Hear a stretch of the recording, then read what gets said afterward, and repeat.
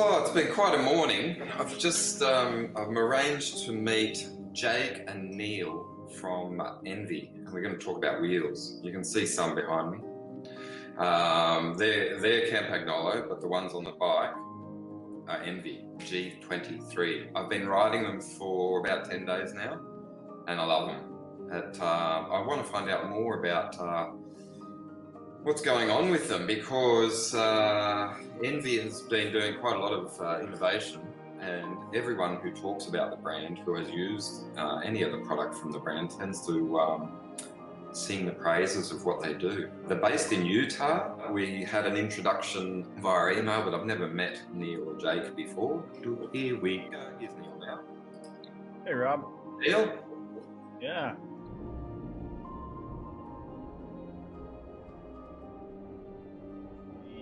So how ENVE is set up, we have kind of the front office. So we have engineering, marketing, and kind of the accounting areas upstairs, and then kind of downstairs is R&D and our full manufacturing facility, where it kind of makes up the bulk of the employees. We have right around 200 employees right now, and the majority of those are in manufacturing.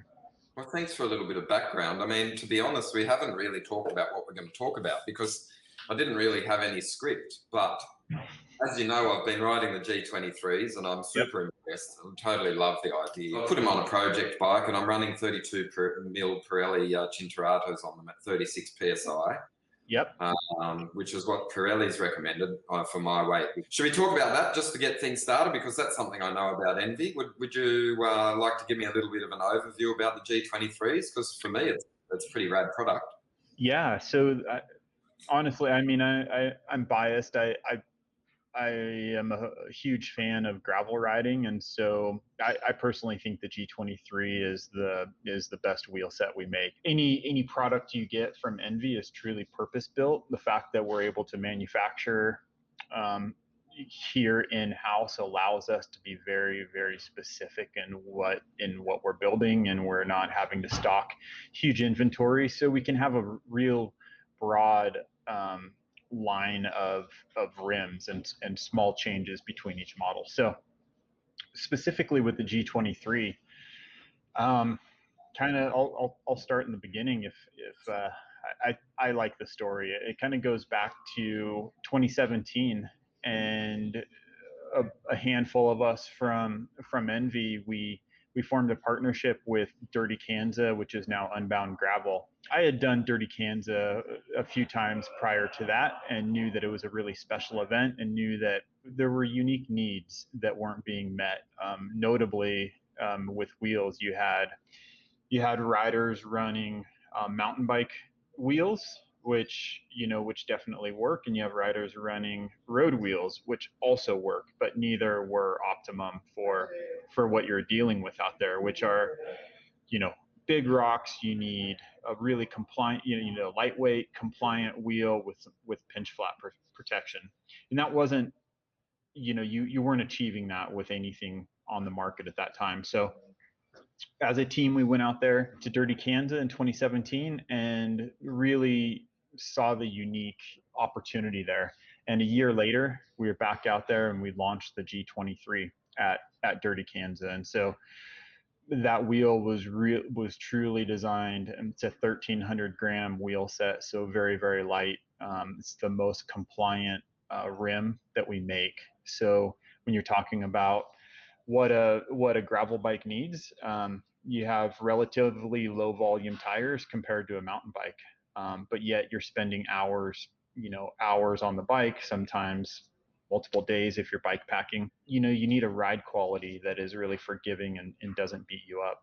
And then we pulled some of the technology from our M series, our mountain bike line, which utilizes the wide hookless bead, which is makes a huge difference in impact, like pinch flat prevention.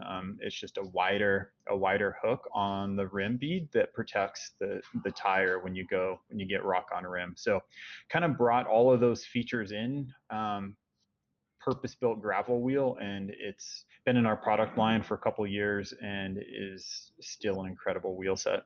I'm thrilled to have a pair. You may have seen some of the slow-mo videos that I put on social media where I'm Yeah, I was hitting. just watching yours. That's pretty cool to see. To be truthful, and I want to be clear about this if anyone's wondering why I'm going and filming myself riding into bumps.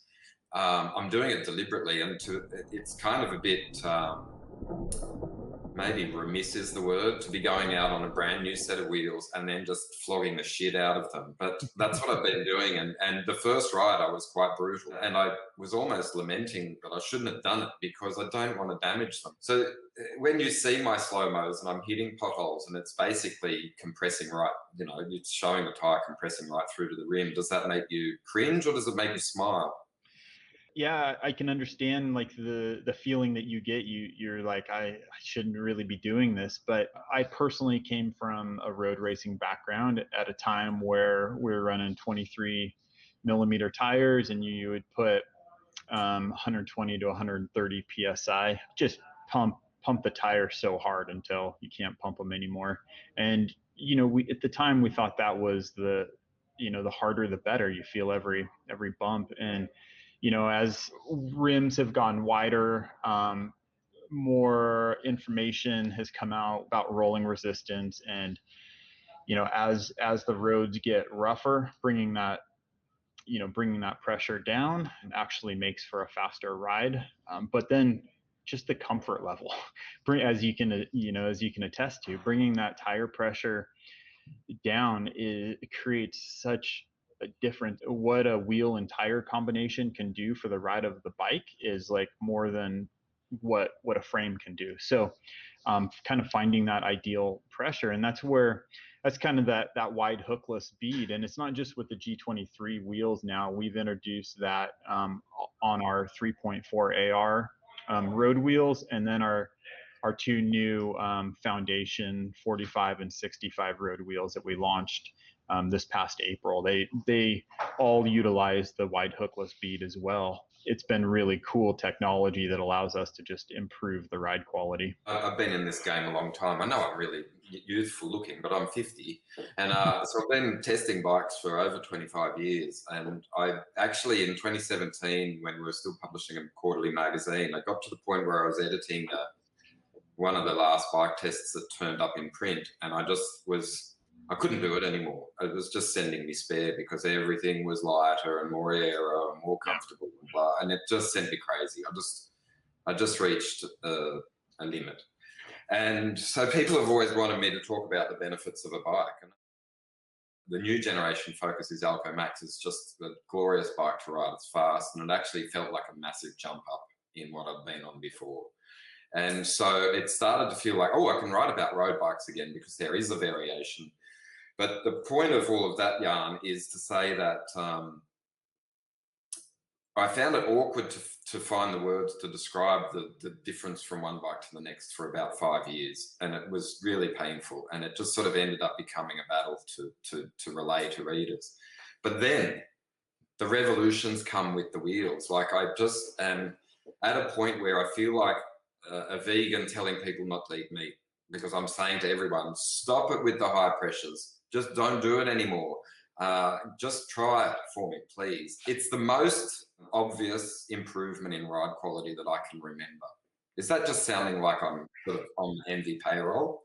No, I think it's really great to hear that. I mean, I'm in a similar position. It really took a while to kind of to rethink the whole tire pressure. And one of the benefits that we've had over the past handful of years is road tubeless, and better tires available, more wheel sets coming tubeless ready. With the pressures that we're talking about sometimes wouldn't be achievable with an inner tube. Like in your video, if you had an inner tube in there, you would be flatting every single time. So it's kind of where technology has allowed us to get in the last few years, in that there's a lot of tire choices now. It goes back to what we started with, the gravel discussion. As products became better and truly like targeted toward the needs of of what someone is going to face out on a gravel ride or a gravel event. It brings more people in and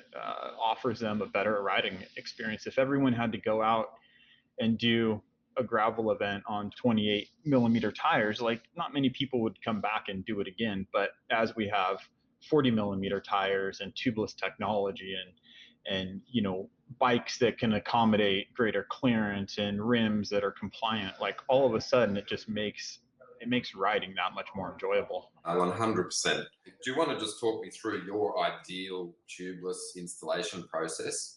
Yeah. Because everyone's got their own techniques, and maybe we can sort of use this opportunity to give some educational tips to the viewers. Because when we put some Pirelli Cinturados on some zip wheels, I had the mechanic show me what he liked to do, which was get them inflated with the sealant, and then he goes around and he bashes them.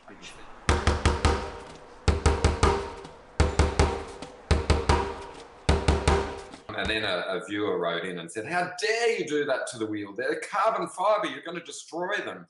And I was like, "Dude, they're like going to be ridden by 100 and something kilo riders. Chill out." Yeah, they better be able to handle that, right? But we didn't do that with the ENVEs. We sort of deliberately didn't do the tapping. So I didn't know if it was a chance to sort of just create that seal, or do you want to talk me through how you would put the tires on? I guess this is even a broader discussion, and when we start talking hookless beads versus a hooked rim. So the G23s, the wheels that you have, and then the 3.4 AR model and the 4.5 AR model in our line, in addition to the 2 foundation road wheels that I already mentioned, those use our hookless bead design, which means there's no rim hook at the top of the rim there that catches the tire. So they are tubeless. They can only be used with tubeless tires, and a correct tubeless fit on a rim does not utilize, or at least with a correct tire, should not utilize the hook on top of the rim. That interface happens on the shoulder of the rim, on the shelf of it, where it should pop in right on the shelf of the rim and not move up the sidewall at all. If that's happening, you have a bead stiffness issue or a diameter issue, which is all stuff that we have internally tested. So on our website, we have an approved list of tubeless tires for our hookless bead rim. So it's a really great resource, and we've worked with all the leading tires now in testing to make sure that they can be on that approved list. 2 years ago, it was a little bit of the Wild West on which tires would pass and which would not. And I'd say within the last year or a little bit less, pretty much everything we're testing is passing. So that's a really good thing for the consumer out there, and just helps simplify everything. The G23 has a 23 millimeter internal rim width, and we say not to go smaller than a 32, but a 32 is fine. Really, the design of the wheels, they're truly, although there were 4 of us here internally that used the G23s for Everesting this last year, because it's the lightest disc brake wheel in our line right now. It is, it's made for a higher volume tire. It's really engineered around, even though you can run a 32 on there, we kind of looked at that 38 to 42 millimeter width as kind of the sweet spot for that wheel. Okay, well, I'll report in. I'll keep you posted. As you can tell, I'm sort of into it. It sort of stopped being a bike review. It's just now wheels and tires. That's all I talk about. And I guess we have to hark back to why people were running 19 mil tires at 130 psi. Yeah. Because the sheer, the mental image is that you're skimming along the road real quick. But the difference, yes, the problem is that you're losing all of that because you're basically spending a lot of time in the air because the gravel's bouncing you up into the air. That's sort of the feeling that I get now. Yeah, it would be great to, it's something that want to do a separate piece, we can pull an engineer in. One of the really cool resources that we now have in this building is a rolling resistance test fixture.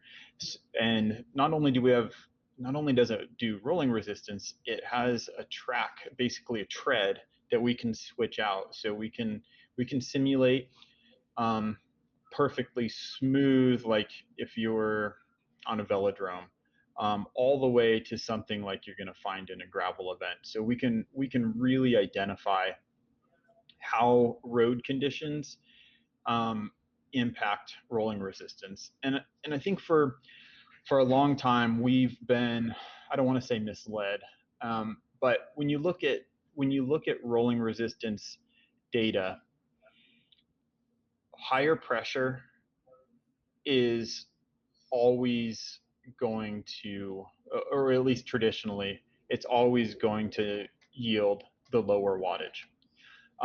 And that's how they've been tested. They've been tested on a smooth drum. And so it's really deceptive because we don't ride on perfectly smooth roads. Like that's not reality. So as the road gets rougher, if you're running a high pressure or a lower volume tire, that is when you start giving up. The rolling resistance starts going in the other direction. So we did a lot of testing with dimension data when we came out with our 4.5 AR wheel, which was developed entirely around Paris-Roubaix. And it was so that they were going to be running 28 millimeter tires for the cobbles, 28 to 30 millimeter tires for the cobbles.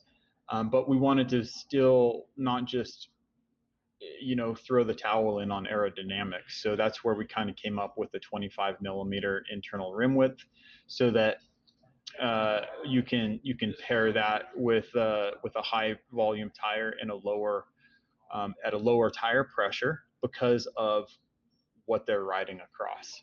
And so I think with rolling resistance, it's the biggest factor that a lot of people don't talk about is what surface you're riding on. And so kind of the internal testing that we're able to do, and we're just starting to pull some of the data from that, will really give a clear picture of what the fastest setup is going to be for someone doing Ironman Kona World Championship versus BWR San Diego versus Unbound Gravel or the World's Road Race.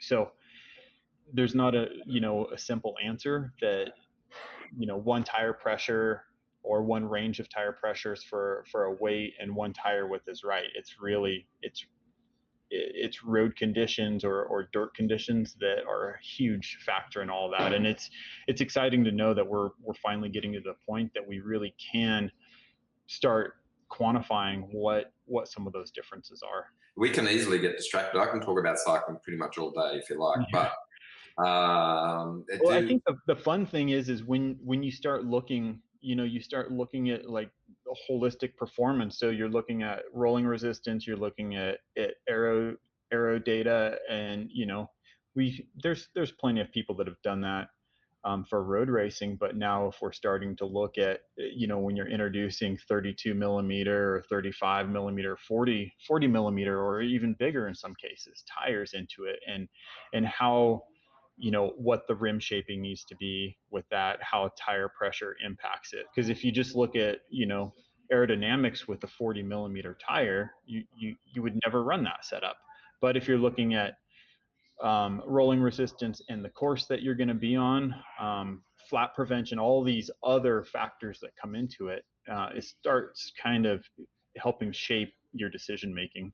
I have one last question, and maybe it's an opportunity for you to sort of push ENVE's barrow a little bit. In Australia, they're selling for 3,999 Australian dollars. That's what they are. So it's $4,000 pair of wheels. So it's bloody expensive. How do you try and paraphrase to the cynics the cost when you see all of these other wheels coming out of China, which are half the price. I mean, Yeah. could you just give a quick summary of the lengths that ENVE goes to ensure that that's worth that kind of dollar? Sure. I guess working in the building that I am in, I see every single day the people responsible for building these wheels, and I realize most of us have never seen manufacturing of any level. It's not something that we see a lot of anymore. Here in this building, every single one of our rims is manufactured right here, and I see the time and how many hands go into every single rim that's made. Even those G23s you have. If you look on the inner rim channel, the person's name is in there that laid those up. So that's just the manufacturing is part of it, but it's a lot of it comes down to the development, the R&D, the ride quality that we're able to achieve, the low weight, in the fact that we can iterate almost an unlimited number of times in a short period of time. We can prototype a rim, and 2 days later we can be out testing it, and then we can come back with feedback, reiterate, do a different layup, change that laminate. If we had to ship a rim back and forth to a factory that was producing these for us, like, we would be really limited in the iterations that we could do, and how many times we could continue kind of reshaping this wheel and getting the qualities out of it. So that that's where we can really get the lightest, the best riding. Really some of the key factors in what distinguishes us. In addition to that, we have the lifetime incident protection program, which if you hit that pothole and it cracks your rim, we're gonna have you covered. We're gonna have your back and replace that rim. If it's 1 year old or 4 years old, that's something that we take care of. Even if it's something, a non-riding incident, you unfortunately, your bike falls off your car. Hopefully that doesn't happen, but that happens occasionally. That's also part of something that we cover in the incident protection. So really robust coverage that we know it's an investment, and it's a premium product, but we want to make sure that you feel that you have some good insurance. And that's not, that incident protection program, that's not only our premium wheels like the SES or the G series, that's also at our foundation level. So it's an investment for a set of ENVE wheels, but we want our customers to realize that what they're getting, there is something different, in the service that ENVE provides is really top notch. Fortunately for us, there's a large market for people that really truly want the best quality out there. Yeah, okay, super cool. Hey Neil, it's been really nice to meet you. Thanks for a long chat about one set of wheels, but and also an overview of the company. And I know that what happens in Utah is pretty cool. I've been enjoying my experience. I've had ENVE wheels on test bikes for years, and every time I see it, it's like, oh good, it's going to be great.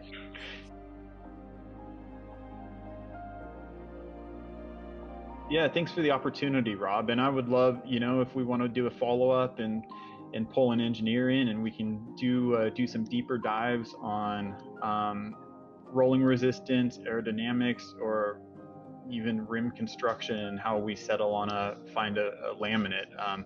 It's all stuff we love talking about.